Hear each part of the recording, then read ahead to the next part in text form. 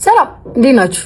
ዛሬ ምስኪ ወደ አላውስ ነው ገምቱ የት እንደምንሄድ አንድ ሁለት ሸርት ተፈርሞ አንድ ሱሪ አንድ ሳይዝ ካልሲ ያደርጋሉና በጣም ይሄ ልብ የሚያሞቅ ቦታ ነው የምወስዳችሁ ከኔ ጋር እንሂድ። ትራንስፈር ስለሆነ እንደዚህ ከዛንስ ማማዬ ይሄንን ቪዲዮ ለዩቲን አሳደርሱልኝ አደራችሁ። ወደ ቪዲዮ ዛሬ እንግዲህ አብረን የምናመሸው መሀል መርካቶ ላይ ከመንገድ ላይ ከሚኖሩ እህትን ጎዳናዎች አለለም ከሚኖሩ እህትና ወንድሞቼ ጋር ነው። ዛሬ ታሪካቸውን እናወራለን፣ እንጫወታለን። ማራክልድ ከአዊ ዞኖች አግኝ ከአዊ ካረር ጎጃም ከሀገር ራሱ የወጣው ለምን ነው? ከሀገር ተናድጄ ነው የሆነ በማሽን እየሰራው ባለሙያ ነበርኩኝ። ድሮ ባጋጣሚ ማሽን ጣቶችን አገኛለሁ።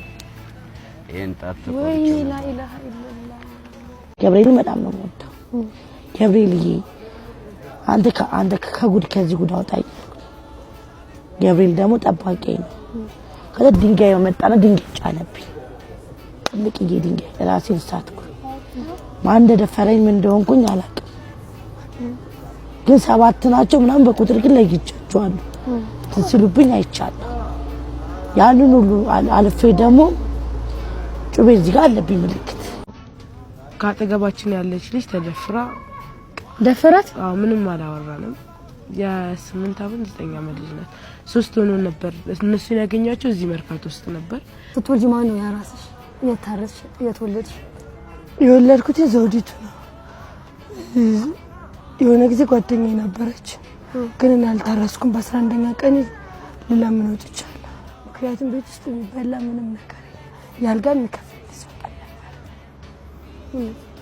ከዛ የኖርኩ ምናምን አባቴ እሷውንሽ ምናምን ፍቺው ምናምን ሲሉኝ እኔ አልሰማችሁም ብዬ ከሱ ጋር የኖርኩኝ ከዛ አጋጣሚ ወለድኩኝ በኋላ ልጄ ሞተብኝ።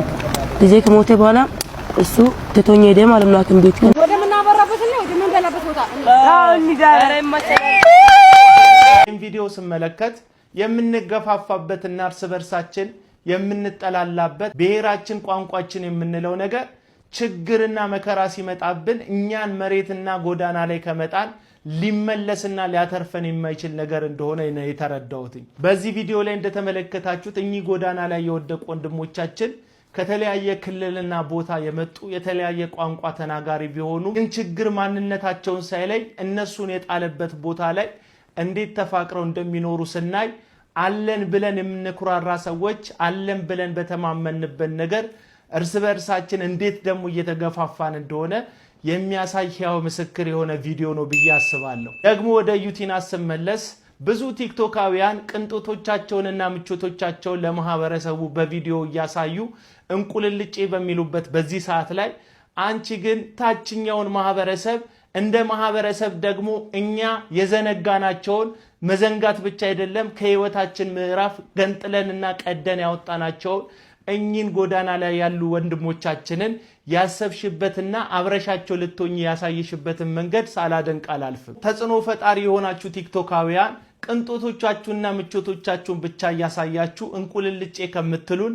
አልፎ አልፎ ደግሞ ማህበረሰቡ የዘነጋውን የረሳውን ታችኛውን ሰፈር እየሄዳችሁ አይዟችሁ አለንላችሁ እናንተ ሞደቃችሁ የኛም ሞደቅ ነው የናንተ መንዘንጋት የኛም መንዘንጋን ነው ብላችሁ ከፋልን ብሎ በሚያስበው ማህበረሰብና ዝቅ አሉ ተብሎ በሚታሰቡት ማህበረሰቦች መካከል ድልድይ የመሆን ስራ ሰርታችሁ እኚህን የዘነጋናቸውን ወንድሞቻችን ምናነሳበትና ምንተባበርበትን እድል እንድትፈጥሩልን በዛ ደግሞ እነሱ ብቻ የሚጠቀሙበትን መንገድ እንድታመቻቹልን ከወዲሁ ጥሪ ያቀርባለሁ።